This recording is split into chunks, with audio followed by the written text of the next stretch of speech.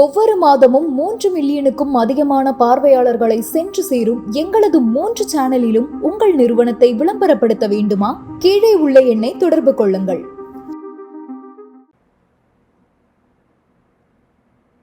சிரிக்காதீங்க, சீரியஸாக இருங்க, சிரிக்காதீங்க.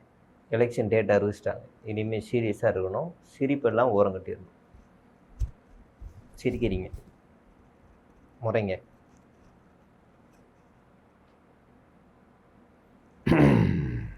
பிராண சங்கடம், நிசப்தம். இந்த சரி இன்ட்ரியோட ஒரு 3 நிமிஷம் சிரிக்காமல் எல்லாத்துக்கும் பதில் சொல்லுங்கள். என்னங்க சிரிக்கிறீங்க? நான் அது கஷ்டம். நீ அதுக்காக அப்படிலாம் நீங்கள் சொல்ல முடியாது.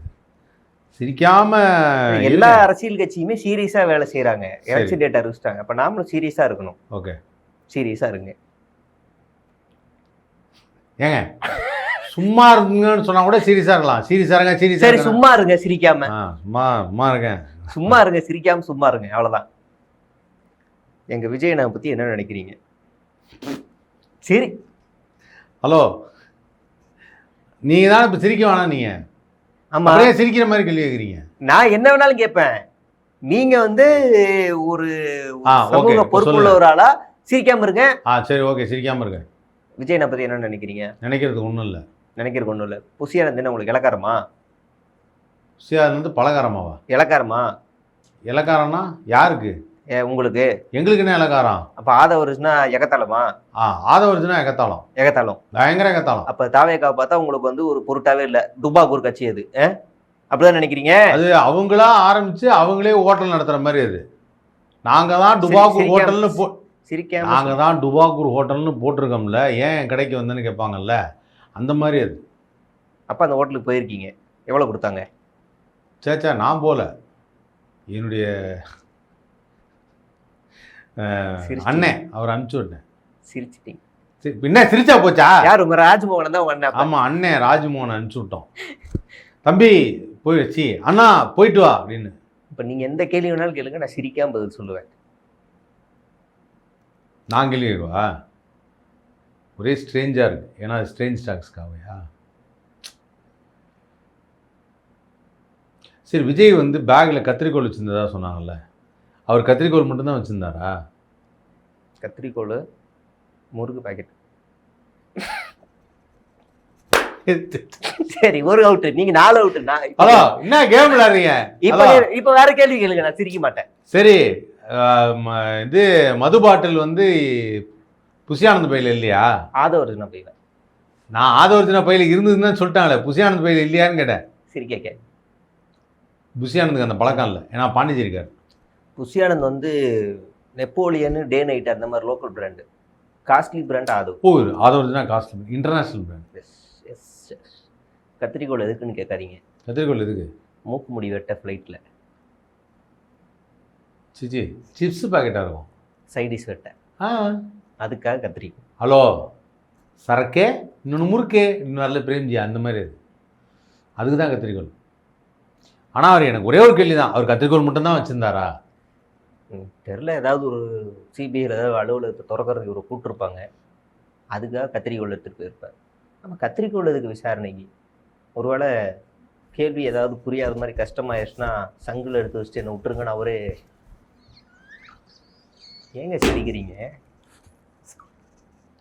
அங்கேயே உட்கார வச்சிருவாங்க.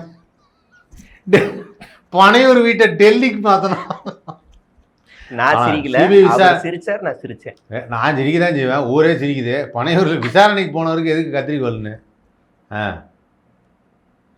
சண்டைனா சட்டை கிளியத்தாம்பா செய்யும். ஆமாம், மிகப்பெரிய சோகம் என்னன்னா, லோக்கல் பிராண்டு சைடிஷ் ஃப்ளைட்டில் அலவுட் இல்லை, பிடிங்கி வச்சிட்டாங்க.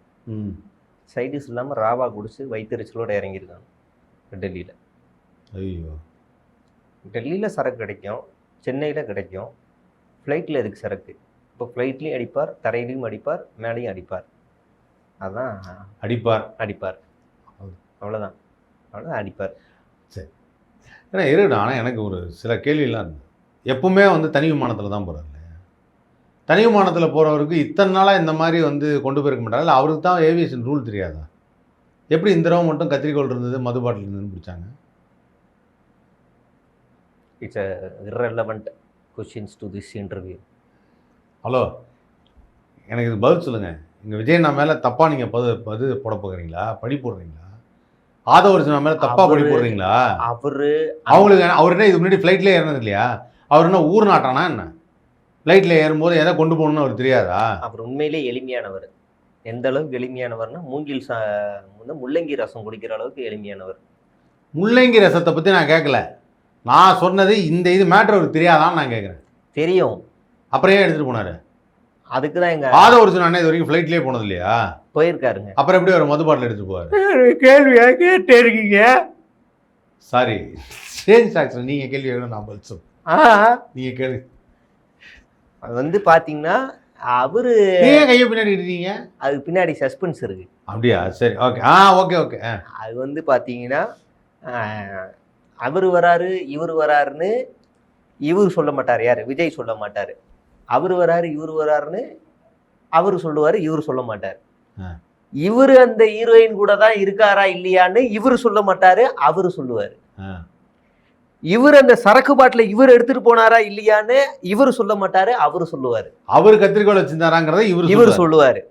இவர் அந்த கட்சியோட கூட்டணி போறாரா இல்லையான்னு அவர் சொல்லுவாரு, இவர் சொல்ல மாட்டாரு. Nice, very nice. இதுதான் கட்சி. அப்படிதாங்க இருக்கணும். இப்போ எப்படின்னா, நீங்கள் இங்கேருந்து கிளம்புறீங்க அப்படின்னா, உங்கள் ஆஃபீஸ் விட்டு கிளம்புறீங்கன்னா, சார் கிளம்பிட்டாரு அப்படின்னு உங்கள் ஆஃபீஸில் இருக்கவங்க சொல்லணும். அவரு சொல்ல மாட்டார் எப்போ வரேன், எங்கே வரேன், எத்தனை மணிக்கு வரேன். நீங்கள் கிளம்பிட்டான்னு சொல்லக்கூடாது.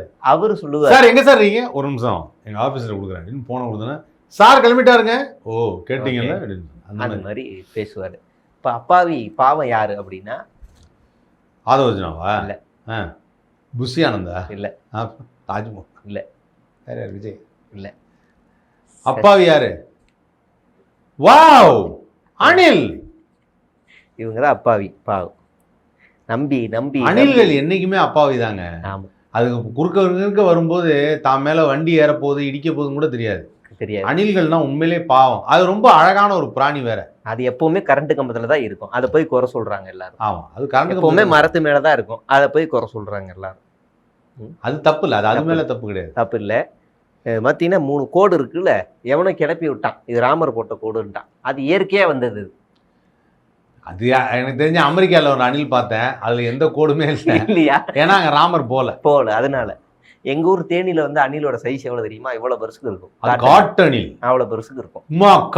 காட்டுன்னு காட்டும். அது அந்த அணிலுக்கு இருக்காது, குட்டி அணிலுக்கு தான் இருக்கும். பாவம். அது ஒரு என்ன சொல்றது, உதவி செய்தது. இதுவா? ஆமா, இந்த அணில் தான் வந்து உதவி செய்தது.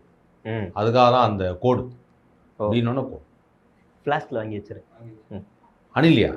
இல்லை, டீ வந்திருக்கு.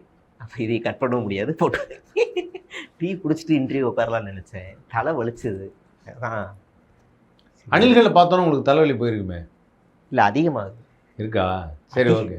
மண்டை சூடாகி வக்கு வர்ற ஆத்திரத்துக்கு சப்பு பாவங்க. அணில் அடிக்க கூடாது. நம்ம இந்த நேரத்தில் இவங்களை அரவணைச்சாதான் நம்ம அடுத்த தேர்தலில் இவங்களெல்லாம் கைக்குள்ள வச்சுக்க முடியும். கரெக்ட். இல்லை, தேர்தலில் கைக்குள்ள வச்சுக்கிறதுக்காக இல்லை, எப்பொழுதுமே அவங்க எல்லாருமே வந்து நம்மளுடைய சக மனிதர்கள்.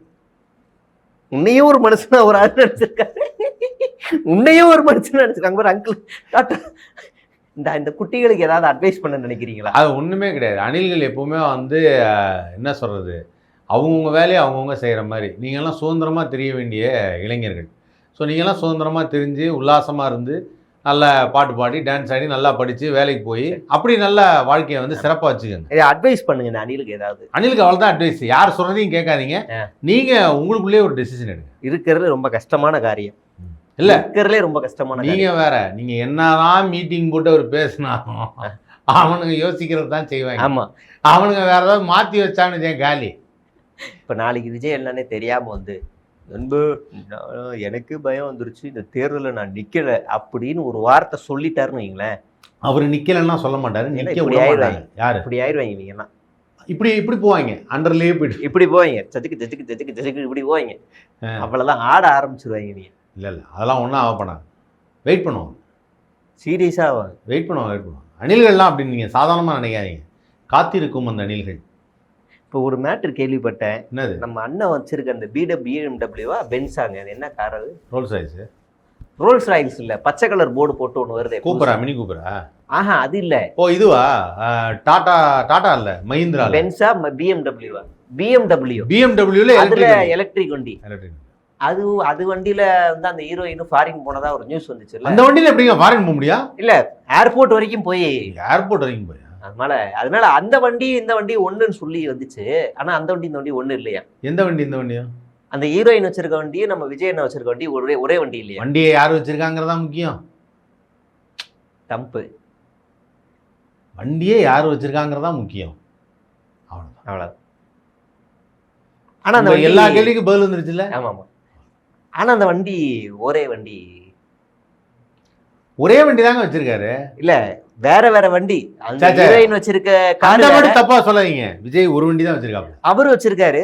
ஹீரோயினும் அதே பிராண்ட்ல அதே மாதிரி ஒரு கார் வச்சிருக்காங்க. ஆமா, இவங்க ஒரு வண்டி வச்சிருந்தா அவங்களும் ஒரு வண்டி தானே வச்சிருப்பாங்க. ஆமா. ஆனா அது ரெண்டும் ஒண்ணு.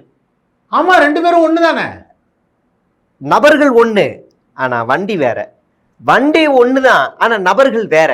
இருக்கட்டுங்க. என்ன இப்போ என் வண்டியை ஒரு நாள் நீங்க ஓட்டுறது இல்லையா? அந்த மாதிரிதான் ஷேரிங். சரி, ஓகே.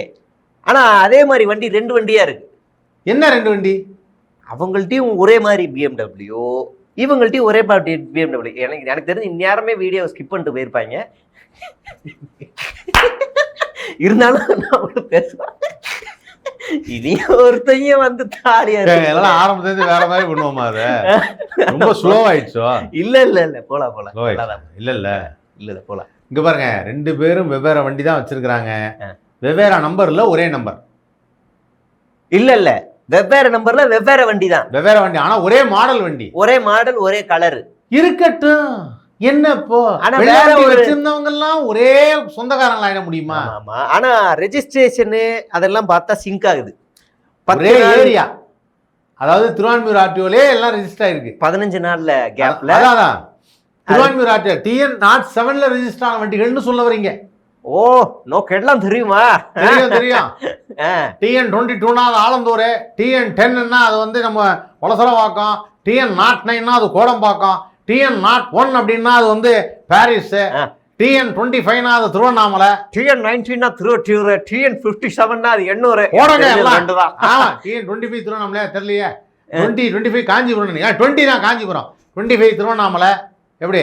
இதெல்லாம் எனக்கு தெரியாதப்பா, கூகுள்ல போட்டு அடிச்சுப்பேன். கூகுள்ல போட வேணாம் ஓய், இதெல்லாம் எனக்கு ஆரம்பத்திலே தெரியும் ஓய். நீங்க சொல்ல வரது ரெண்டுமே ஒரே பிராண்ட் வண்டி, ரெண்டுமே ஒரே ஆர்டிஓல ரெஜிஸ்டர் ஆயிருக்கு. 10 நாள்ல மட்டும்தான் வெவ்வேறு. இன்சூரன்ஸ் 10 நாள் கிடையாது, ரெண்டுமே ஒரே நாள் தான் ரெஜிஸ்டர் ஆயிருக்கு. 10 நம்பர் தாண்டி எடுத்துருக்காங்க, அடுத்தடுத்த நம்பர் இல்லை, அவ்வளவுதான் வித்தியாசம். ஓ, அப்படி வருதா? இன்சூரன்ஸ் வந்து ஒரே கம்பெனி தான். இன்சூரன்ஸ் ஒரே கம்பெனி தான், ஒரே கம்பெனி. அது எல்லாருக்கும் ஒரே சலசலப்பாக இருந்து கொண்டிருக்கிறது. இதுல என்னங்கயா இருக்கு? ரெண்டு பேரும் ஒரே வண்டியில் எடுக்கிறதுல ஒன்றும் பெரிய பிரச்சனை இல்லை. நம்ம ஊர்ல நிறைய பேர் தெரியாது, ஒரு சாஃப்ட்வேர் கம்பெனி ஒருத்தவங்க வச்சுருந்தாங்க, ஒரு பார்ட்னர்ஸ் 2 பேர். அந்த 2 பேரும் வந்து ஒரே மாதிரி வண்டி தான் எடுப்பாங்க எப்பவுமே. அந்த காலத்தில் நான்லாம் வந்து 2 வீலர் கார் லோன்ஸ் இருந்தப்போ ஃபோர்ட் மாண்டியோ அப்படின்னு ஒரு வண்டி இருந்தது. அந்த மாண்டியோ வண்டி 2 பேருமே ஒயிட் கலர் எடுத்தாங்க, 2 பேருமே வந்து ரெஜிஸ்டர் பண்ணாங்க. வெவ்வேறு நம்பர் மட்டும் வேறு, பட் ஒரே அதில் ஏரியாவில் ரெஜிஸ்ட்ரேஷன். இதெல்லாம் நடக்கிறது.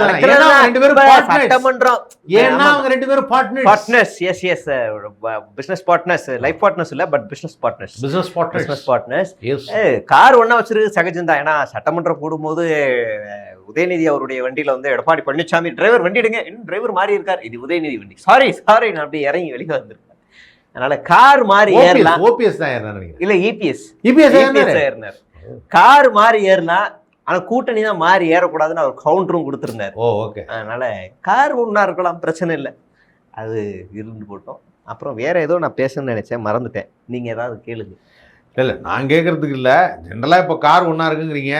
இப்போ ரீசெண்டாக அந்த தகவல் படி வந்து அவங்க 2 பேரும் ஒன்றா போகிறது. இவங்க ஏன் டெல்லிக்கு போனாங்க? அதாவது த்ரிஷா ஏன் டெல்லிக்கு போனாங்க? அப்படியா?